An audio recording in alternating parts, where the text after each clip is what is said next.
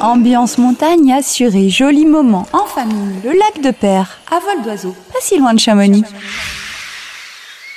ATMB et Globule Radio vous proposent maintenant un voyage sonore au départ de Chamonix. À vol d'oiseau.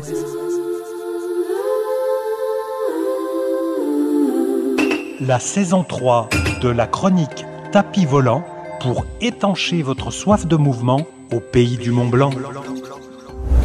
Depuis Cluses, où je suis arrivée en suivant la trajectoire de l'A40, mon tapis et moi avons pris la direction du reposoir. Puis, au Grand Bornand, on a suivi le Chinaillon et on a continué à suivre la route pour venir survoler le fameux col de la Colombière. Ce col est apprécié des randonneurs, mais aussi des cyclistes amateurs et professionnels. Vous le savez, le Tour de France y est passé à de nombreuses reprises. Je salue toutes les familles joyeuses qui se sont donné rendez-vous pour randonner jusqu'au lac. Les familles montent tranquillement jusqu'à un petit chalet en 20 minutes environ. Voici un premier point de vue au bout de 20 minutes de marche. C'est dingue. C'est tout vert, c'est trop beau. Nous continuons de survoler le sentier assez accidenté et parsemé de pierres avec des montées plus ou moins difficiles. Second point de vue après 45 minutes de montée. Magique. Nous continuons notre vol dans une nature magnifique. Il y a du monde sur le sentier.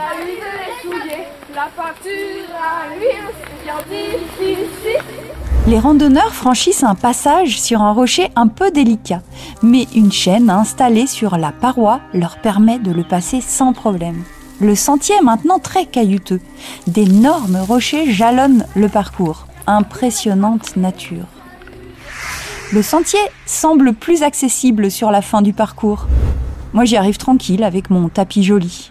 Voici enfin le lac de Peyre. Au bord du lac de Peyre, je profite de l'ambiance montagne. Au-dessus de nous, la pointe blanche, la pointe de Balafras, la pointe du Midi et la pointe d'Héra. Avec le lac Béni et le lac de Lessy, il est l'un des 3 lacs de la chaîne du Bargy et le seul situé sur l'Adret. Les familles pique-niquent toujours joyeusement. Le lac de Peyre demeure une balade familiale qui enchantera bien sûr les plus jeunes. Sans difficulté, si ce n'est peut-être la raideur du sentier pour rejoindre le col de Balafras, l'itinéraire permet d'accéder au lac par un sentier bien balisé dans un cheminement se faisant au milieu de gros blocs de rochers. Vous vous en souvenez ? Tout au long du parcours, quelle joie de rencontrer de dodus marmottes. En regardant vers la montagne du Bargy, nous découvrons des sommets emblématiques. Dents du Midi, pointe de Balafras et son col, pointe blanche, col du Rasoir, le Jalouvre, le secteur de Sonise, qui constitue une importante zone pastorale et compris dans la zone Natura 2000 du Bargy. Il s'agit d'une zone où la biodiversité, riche et remarquable, est préservée par le biais du dispositif européen Natura 2000, qui vise la conservation des espèces et des habitats naturels d'intérêt patrimonial. Il est possible ici d'observer l'espèce emblématique du massif du Bargy, le gypaète barbu. On en voit d'ailleurs là-bas. Oh, qu'est-ce que c'est grand! Et vous savez que c'est l'un des plus grands vautours d'Europe, jusqu'à 2,80 m d'envergure quand même. Disparu des Alpes françaises au début du XXe siècle, il a été réintroduit pour la première fois en 1987 sur la commune du Reposoir. Le site du Bargy constitue en effet un lieu de vie idéal pour cette espèce, en raison de la prépondérance des milieux rocheux, de la concentration en grands mammifères et de la faible occupation humaine, sauf aujourd'hui sur le sentier. Ce qui permet à l'espèce d'être tranquille. Le massif du Bargy est aussi un lieu de vie des bouquetins, qui d'ailleurs furent massacrés de manière éhontée en raison d'une épidémie de brucellose. En effet, certains de ces bouquetins sont atteints par la brucellose, une maladie zoonique qui cause chez le bouquetin une arthrite, parfois grave, avec aussi des lésions graves des organes génitaux qui rendent l'animal stérile. Ces derniers ont été source de vives polémiques quand il a été décidé de les éradiquer au motif que certains individus malades peuvent parfois être infectieux pour des animaux d'élevage et faciliter une transmission à l'homme, justifiée par la préfecture par un impératif de santé publique et la nécessité possibilité d'éradiquer la brucellose. Elle est contestée par plusieurs organisations de protection de la nature et par des experts qui la jugent disproportionnée et contre-productive. Comme toutes les chèvres de montagne, le bouquetin des Alpes est spécialement adapté à la vie en altitude.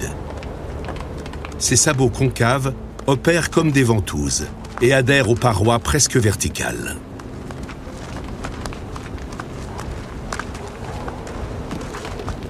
Rares sont les prédateurs, y compris le loup et le lynx, qui peuvent le suivre dans les hauteurs. Et le bouquetin est libre de s'occuper d'affaires plus pressantes. La fin de l'hiver est la saison de la reproduction. Grâce à son odorat très fin, ce grand mâle à cornes évalue la réceptivité d'une femelle. Il a de la chance. Mais un autre mâle a senti la partenaire potentielle. Un combat pour ses faveurs s'engage.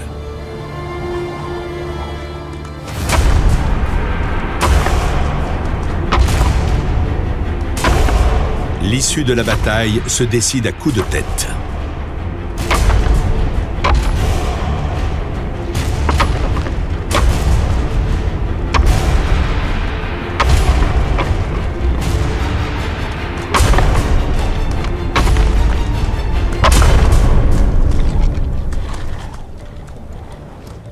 Finalement, l'intrus admet qu'il n'aura pas le dessus sur le roi de la montagne et s'éloigne. Mon tapis et moi décidons de rejoindre la pointe de Balafras aérienne qui offre une large vue sur le plateau de Sonise jusqu'au Léman.